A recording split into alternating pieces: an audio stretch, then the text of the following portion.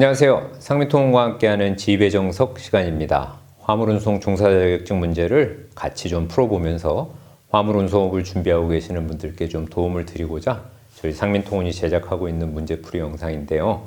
오늘은 계절적인 요인도 좀 있고 아마도 화물차 안전운전이 어느 때보다 좀 중요한 시기인지라 안전운전 요령 관련한 문제 몇 가지 함께 풀어보도록 하겠습니다. 자, 우선 첫 번째 문제 먼저 보시죠. 일반적으로 도로가 되기 위한 4가지 조건 중 차로의 설치, 비포장의 경우에는 노면의 균일성 유지 등으로 자동차 기타 운송수단의 통행에 용이한 형태를 갖출 것을 요구하는 조건을 일컫는 말은 1번 형태성, 2번 이용성, 3번 공개성, 4번 교통경찰권. 안전운행 요령 가운데 도로 요인과 관련된 문제인데요. 얼핏 보기에 문제가 많이 복잡하고 좀 헷갈리실 수 있을 것 같습니다. 아마도 좀 공부를 좀 게을리 하시거나 그렇게 해서 시험을 보러 갔는데 만약에 이런 문제 만나면 우선 문제 자체가 이해가 안 될 가능성이 아주 높기 때문에 잘 좀 준비를 해 주셔야 되는데요. 자, 또 그런데 잘 또 보기를 천천히 읽어보면 사실 문제에 또 답이 내포되어 있기도 해서 일단 답은 보기 1번의 형태성이고요.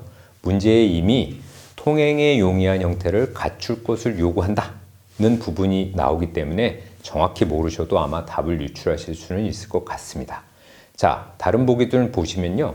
이용성은 쉽게 말하면 사람과 차량, 물동량 등인 교통 영역으로 이용된다는 뜻이고요. 공개성은 공중교통에 모든 사람이 이용되고 있는 곳을, 그리고 교통경찰권이 발동될 수 있는 곳이라는 뜻을 가지고 있으니 반드시 이런 부분들은 두어 번 숙지해서 머릿속에 좀 담아 두시는 것이 나중에 답을 찾을 때 도움이 많이 될 것 같습니다. 자, 두 번째 문제로 넘어가 보겠습니다. 앞바퀴를 위에서 보았을 때 앞쪽이 뒤쪽보다 좁은 상태를 일컫는 말은 1번 캠버, 2번 토우인, 3번 캐스터, 4번 로커암. 화물운송 종사자 자격증 공부를 하다 보면 아주 자주 보이는 영어로 표기되는 참 이해하고 공부해야 하는 그런 전문 용어 관련 문제인데요. 외국어라는 특성상 좀 더 외우기가 많이 어렵습니다. 그래서 오늘 문제처럼 차량 앞바퀴를 만약에 위에서 내려다 보았을 때 타이어의 마모 방지 그리고 핸들 조작성을 개선하기 위해서 타이어 앞쪽이 뒤쪽보다 좁은 상태를 일컫는 말은 보기 2번의 토우인이 됩니다. 자, 이런 것들은 좀 이미징을 해서 좀 외우시면 좋은데요. 영어로 토우는 발가락 또는 발가락 끝을 의미하죠. 만약 저희가 고개를 숙여서 내 발을 이렇게 내려다보게 된다면 이게 만약에 발이라고 한다면 발 앞쪽, 토우겠죠. 토우가 안쪽으로 기울어져서 여기가 뒤에보다 좁아지는 것, 요걸 토우인이라고 그냥 머릿속에 넣으시면 될 것 같아요.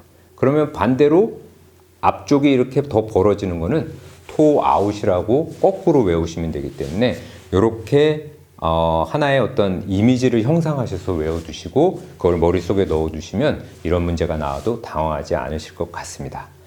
자, 오늘의 마지막 문제는 조금 또 당혹스러울 수도 있는 문제일 때 일단 문제 한번 먼저 보시겠습니다. 방어운전의 기본에 대한 설명으로 옳지 않은 것은 1번 적절하고 안전하게 운전하는 기술을 몸에 익혀야 한다.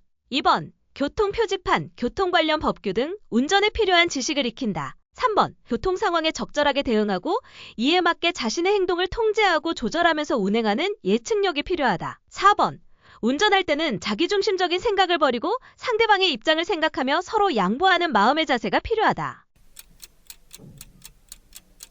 자, 방어운전의 기본에 대한 설명 중 옳지 않은 것을 묻고 있는데요. 보기를 여러 번 읽어봐도 일단 드는 생각이 아마도 이거 뭐 다 읽어보니까 다 맞는 이야기 같은데? 라는 느낌이 드는 분들이 아주 많이 계실 것 같습니다. 이런 문제는 정말 당황스럽고 어떤 답을 그나마 최대한 옳지 않은 항목으로 판단해야 할지 고민을 하게 되고 그러면 또 시간도 흘러가게 되고 그러면 또 마음이 또 막 급해지고 이렇게 되는 문제라서 잘 알아두셔야 되는데요. 이 문제의 함정은 정확한 개념을 알고 있는지를 평가하는 데 오히려 포커스가 되어 있습니다. 자, 보기 3번 한번 보십시오. 교통 상황에 적절히 대응하고 이에 맞게 본인 행동을 통제하고 조절하며 운행하는 것은 예측력이 아니고 사실은 판단력입니다. 그래서 이거는 잘못된 문장 단어를 넣어놔서 그걸 찾게끔 만드는 거기 때문에 그냥 내용만 읽으면 이것도 방어운전 같은데 이것도 맞는 것 같은데 이렇게 착각하기가 쉽기 때문에 정확하게 그런 개념들은 알고 계셔야 될 것 같습니다. 자, 이런 경우 예측량과 판단력에 대한 공부를 한 번도 하지 않고 이 문제를 보게 되면 아예 답을 찍어야 되는 상황이 되기 때문에 그만큼 오답을 찍을 확률이 높아지기 때문에요. 화물운송 종사 자격증은 항상 제가 말씀드리지만 그냥 일반 상식으로 공부 안 하고 가서 대충 보면은 뭐 합격하겠지 라고 이렇게 잘못된 생각을 가지신 분들은 다 이런 문제를 통해서 이게 그런 수준은 아니구나 라는 거 꼭 좀 확인해 주셨으면 좋겠습니다.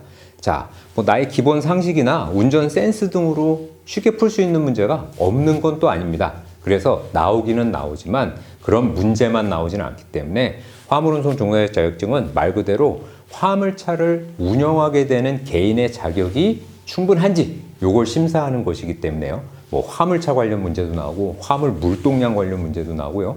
기본적인 운전 교통 법규도 당연히 나오지만 뭐 서비스 마인드, 물류 시스템까지 아주 전방위적인 내용을 다루기 때문에 반드시 문제집 꼭 구매하셔서 최대한 많은 문제 풀어보시고요. 틀린 문제만 여러 번 체크해서 머릿속에 좀 넣어두신다면 시험 가서 한 번에 합격하는 건 그렇게 어렵지는 않을 것입니다. 그래서 그런 거 준비하시면서 항상 궁금한 사항, 종사 자격증 관련하거나 지입차 관련한 사항, 어려운 점 또는 걸리는 점, 모르겠는 점 있으면 언제든지 연락 주시고 도움 요청하시면 상민통은 통해서 많은 도움 드리도록 그렇게 하겠습니다. 그럼 다음 시간에 좀 더 재밌는 문제, 도움되는 문제로 찾아뵙도록 하겠습니다. 고맙습니다.